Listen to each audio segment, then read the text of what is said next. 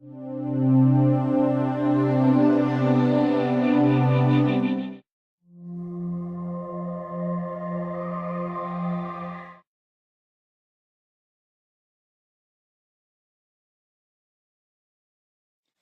everyone, welcome to e-commerce class. My name is Angeline Wang. Today, we are going to talk about e-commerce classification. You may wonder how we can categorize e-commerce types. E-commerce is classified by the nature of the transactions and the relationships among participants. There are some basic categories of e-commerce. Here, we list 10 of them, which are B2B, business to business. The second one is B2C, business to consumer. And sometimes we also call B2C as e-tailing. The third one is B2B2C, business to consumer. The fourth one is C2B, consumer to business. And C2C, consumer to consumer. B2E, business to employees. Collaborative commerce. We can take Boeing as an example. Remember, we talked about Boeing collaboration, platform, software, strategy. In last class, this is what we call collaborative commerce. The next one is mobile commerce, and we call it m-commerce. This is e-learning. This sounds very familiar to all of us, like a lot of school. Even now, you are taking an e-learning class. The final one is e-government. And in this class, we will talk about the first 5 of them: B2B, B2C, B2B2C, C2B, and C2C. The first one is B2B, business to business model. What is B2B? B2B is an e-commerce model in which all of the participants are business or other organizations. We take Hopper.com as an example. Actually, you can log in to Hopper.com and see a lot of things inside, or you can just visit their website at www.hubert.com. Yeah, and Hopper.com is a B2B platform on which all organizations or business partners can register as members. Then they can start their tradings on Hopper.com. We can see both the buy side and sell side are companies instead of persons. Red Lobster is a company, Blue Bonnet Bakery is a company. Yeah, Hilton Hotels are companies too. So in Hopper.com, Red Lobster, which is a restaurant, a chain store, can buy desserts from Blue Bonnet Bakery online using Hopper.com as the platform. While Hilton Hotels, they might have some marketing, travel promotions. Therefore, they can offer a travel package, including a complimentary banquet in Red Lobsters. They can all finish this on Hopper.com instead of using phone, email. They just go to the Hopper.com platform, B2B platform, and they can finish all the stuff by clicking. Therefore, online B2B platforms are very important, and we also call it intermediary. An excellent B2B platform can make all tradings the most transparent, such that every member will not be cheated by any dishonest parties. Furthermore, you can see B2B transactions often take place between a business and its supply chain members, as well as between a business, its customers here, and any other business. Let's take a look at a B2B platform in Taiwan, www.tradetaiwan.org. And this is their website. From the website, you can see they have buyer service here and manufacturer service, hot products for the buyers, even some brief introduction of how B2B platform works. Yeah, because probably you are the first time to come to this website. You don't know how to use this website, so they must have some introduction to you. If you are a company runner, you might also need some training courses that will to help you start your e-business. Yeah, they also offer this kind of help because probably you don't have any concepts of e-commerce. But if they offer you some training courses, you can learn how to run a business online and how to get more profits or save more costs on running your business online. And if you really don't know anything, you can contact them for more detail.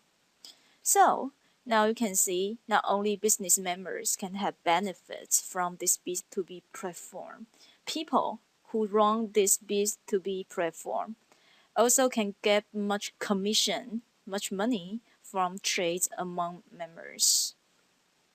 Here is another link. A lot of leading B2B websites worldwide. Let's take a look at that. Yeah. If any one of you are interested in this, you can spend more time on browsing these websites. Yeah, this website is all the popular B2B platform here. Yeah, you can get more details from here. We can see the top B2B website, top 15. You can see this is Alibaba.com. It's from China. It's very famous. And globalsources.com in US.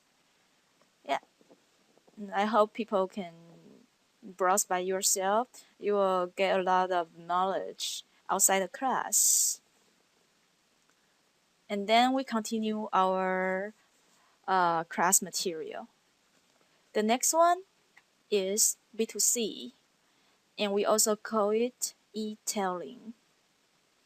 B2C stands for business to consumer. B2C is an e-commerce model in which business sell to individual shoppers.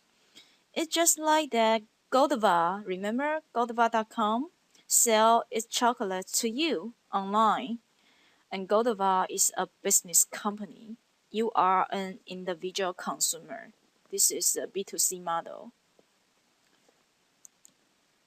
Sometimes we also call it electronic tailing, e-tailing. It means the retailing is conducted online, over the internet.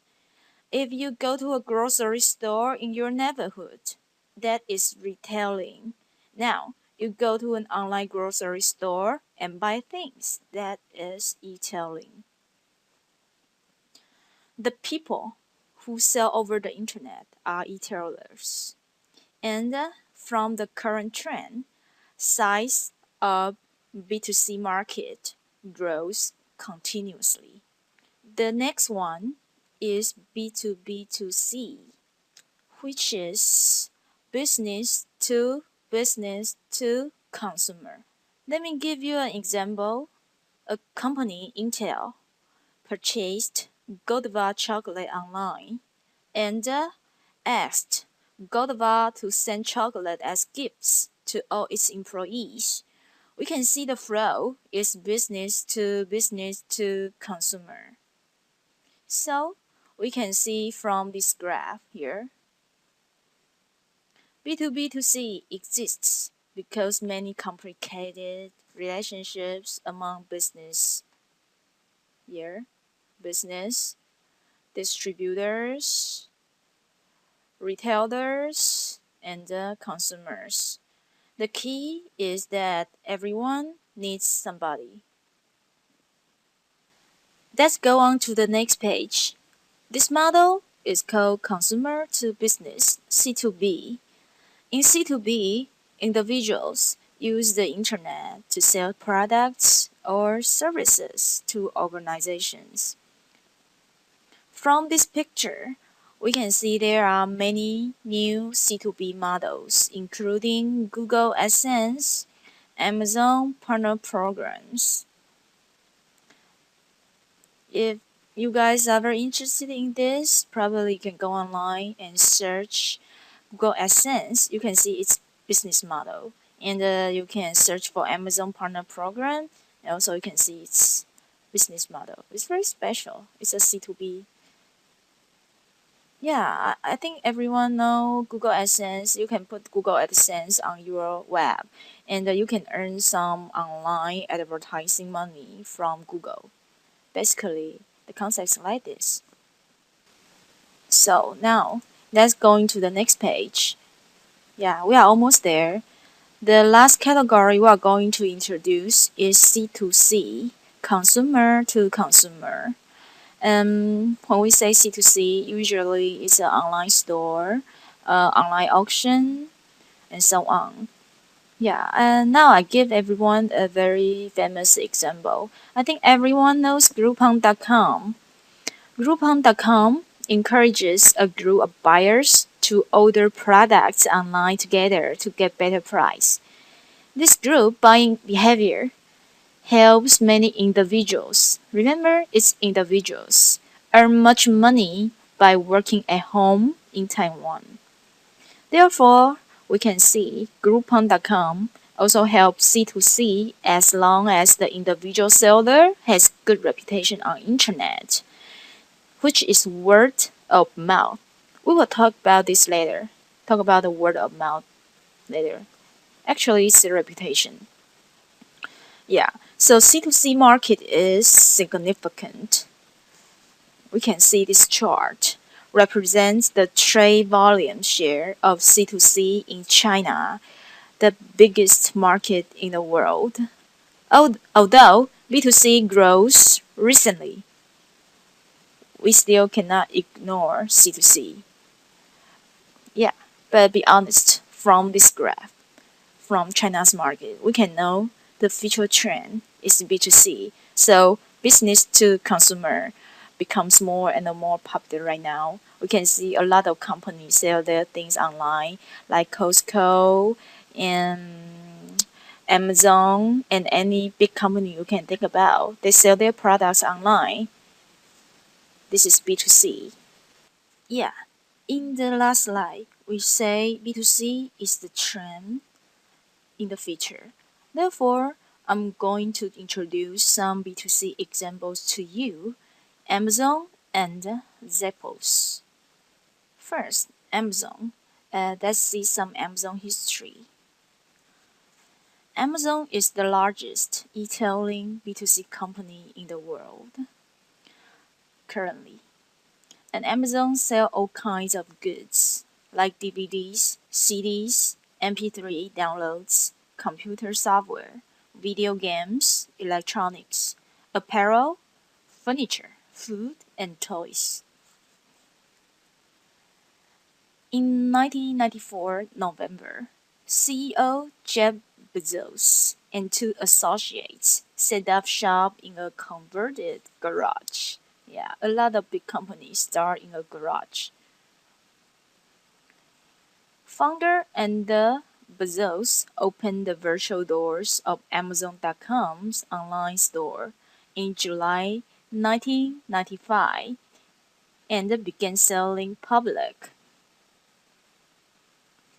In May 1997, Amazon.com completed its initial public offering (IPO). April 1998, The company acquired online bookstores in UK and Germany, book pages and Tailbook. First international expansion. In 1999, the company launched its own auction site. Yeah, we can see Amazon has many first step to e-commerce activities. And in 2000, Amazon.com launched Amazon.co.jp and Amazon.France, Japan and France. And this is a brief history of Amazon until 2000. And after 2000, at that time, in 2000, Amazon focuses on selling books. But we know Amazon has very high reputation, but indeed, Amazon didn't earn a lot of money from selling books. Therefore, after 2000, Amazon switched their direction. They start to sell electronics, and that makes Amazon start to make money. And now, Amazon switched their direction again. They put a lot of efforts on cloud services, and we will introduce Amazon's cloud services in the next few classes. Okay, and this is a very famous thing. Amazon acquired Zappos. Zappos, founded in 1999. Zappos is powered by service, providing the best service and online shopping experience possible. Zappos sell shoes, free shipping both ways, 335-day return policy, and fast fulfillment, expedited delivery, fast, friendly, and expert customer service. While Zappos sells shoes, they have the best selection in the world. If you go to zappos.com, go to their website, you have so much selection, over 1,100 brands, over 150,000 styles, over 800,000 unique UPCs, and 3 million pairs of shoes, and photographed in multiple angles such that you can see the shoes in different angles and check if you really like it. And 100% of products inventoried and no job ship. As we know, if an online company succeed, oftentimes they have value propositions. Like we know Google's value proposition is do no evil.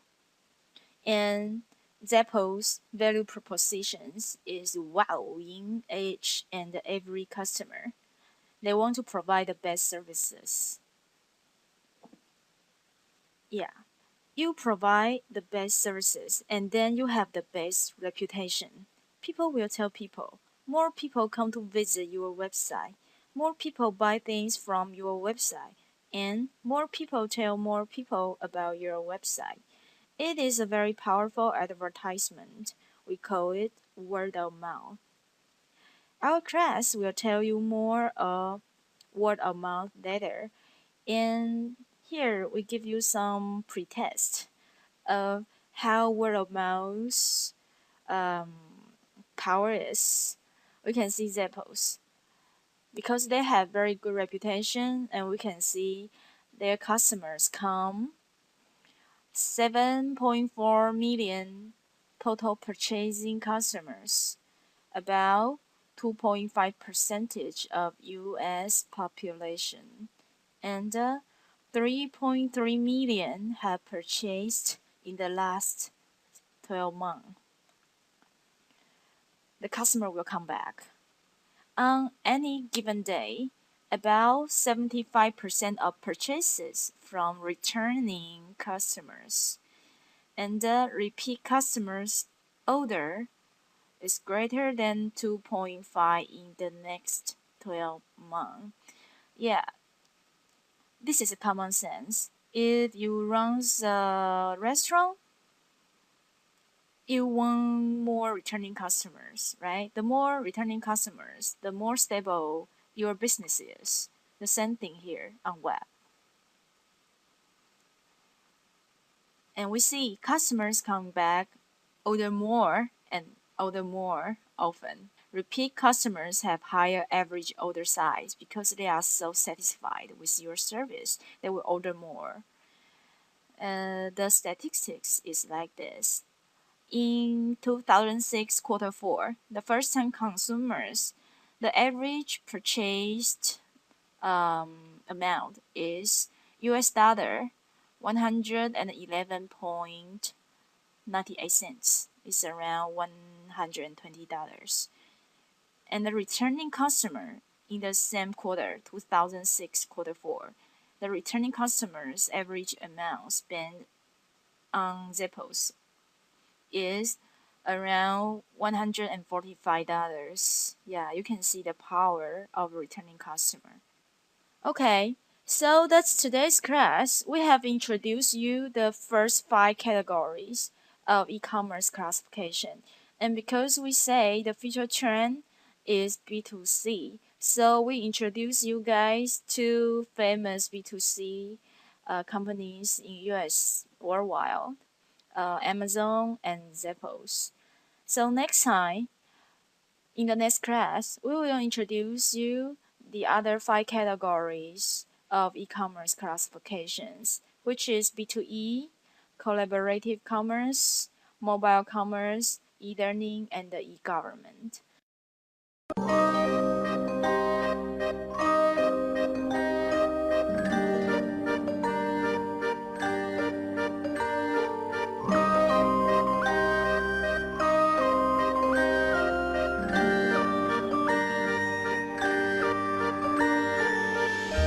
The Zappos, the core values are the foundation of our culture. Core values to me are something that I use in my daily life.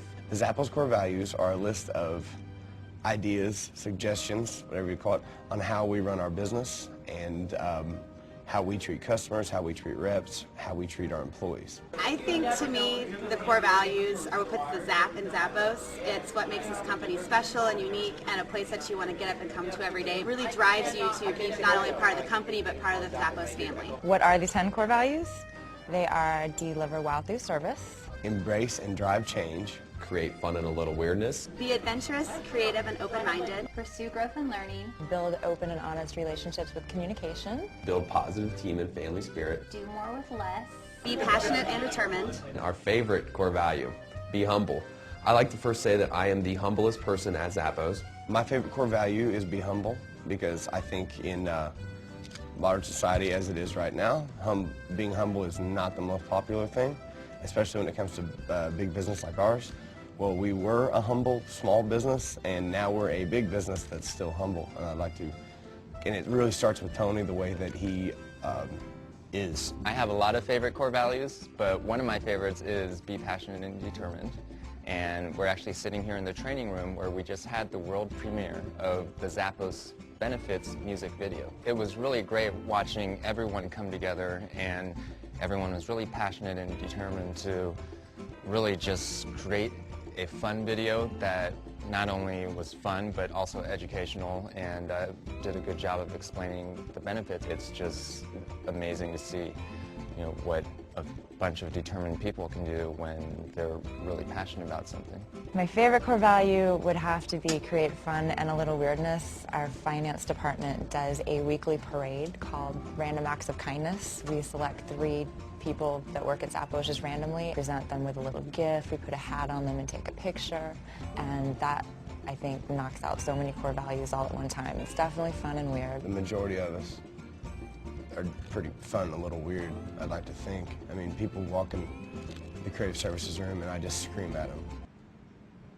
Staff! We just like to make each other laugh, and it makes life and work a lot more fun when you can have a good giggle every now and again. My favorite core value is core value number 5, pursue growth and learning. I would point to our library out front, which I think everyone knows. That started out with Tony actually recommending books, great books that he read. It evolved into a library, which is now open to everyone in the company and all of our visitors. I think the core values they speak a lot about what type of company Zappos is, because they're not just a list of things that we have up on a wall that we look at and ignore.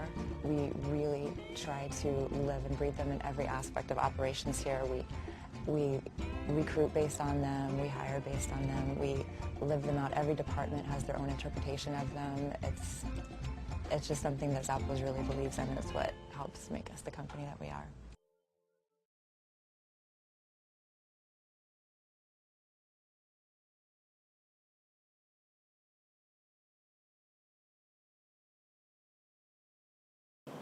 Okay, in the very last, I'll give you a video, and from the video, you can see the Zappos value proposition. Why did they earn so much money? They must have some special things to customers. And now, let's take a look at Zappos propositions, and today's class finishes. See you next time.